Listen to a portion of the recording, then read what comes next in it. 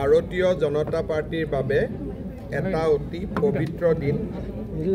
আমাৰ ভাৰতীয় জনতা পাৰ্টিৰ অসম ৰাজ্যিক সমিতিৰ প্ৰাক্তন সাধাৰণ সম্পাদক আৰু প্ৰগতিশীল নেতা জয়ন্ত দত্ত ডাঙৰীয়াৰ 2001 চনৰ 1 মে তাৰিখে সন্ত্ৰাসবাদীৰ গুলীত নিহত হৈছিল।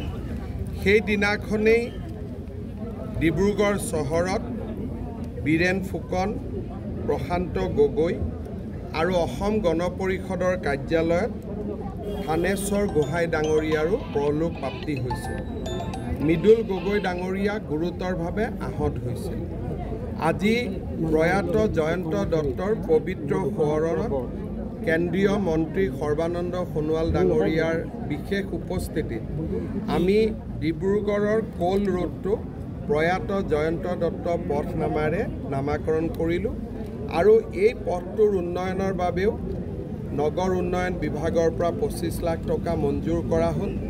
প্ৰয়াত জয়ন্ত দত্ত আৰু সকলোৰে প্ৰতি ই আমাৰ অসম চৰকাৰ তথা ভাৰতীয় জনতা পাৰ্টিৰ সশ্ৰদ্ধ শ্ৰদ্ধাঞ্জলি। ডিব্ৰুগড়ৰ ৰাইজক তেওঁলোকৰ সহযোগিতাৰ বাবে ধন্যবাদ আৰু কৃতজ্ঞতা জনাইছোঁ।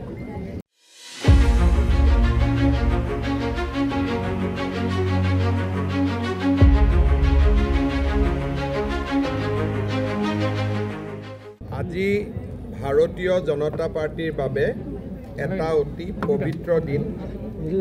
আমাৰ ভাৰতীয় জনতা পাৰ্টিৰ অসম ৰাজ্যিক সমিতিৰ প্ৰাক্তন সাধাৰণ সম্পাদক আৰু প্ৰগতিশীল নেতা জয়ন্ত দত্ত ডাঙৰীয়াৰ 2001 চনৰ 1 মে তাৰিখে সন্ত্ৰাসবাদীৰ গুলীত নিহত হৈছিল।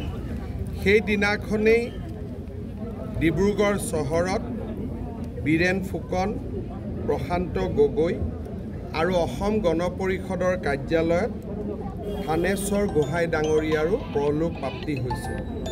মৃদুল গগৈ ডাঙৰীয়া গুৰুতৰভাৱে আহত হৈছিল।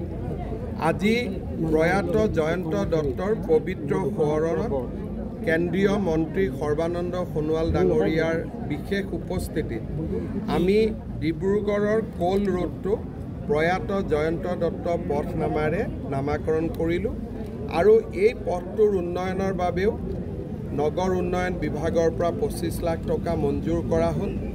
প্ৰয়াত জয়ন্ত দত্ত আৰু সকলোৰে প্ৰতি ই আমাৰ অসম চৰকাৰ তথা ভাৰতীয় জনতা পাৰ্টিৰ সশ্ৰদ্ধ শ্ৰদ্ধাঞ্জলি। ডিব্ৰুগড়ৰ ৰাইজক তেওঁলোকৰ সহযোগিতাৰ বাবে ধন্যবাদ আৰু কৃতজ্ঞতা জনাইছোঁ।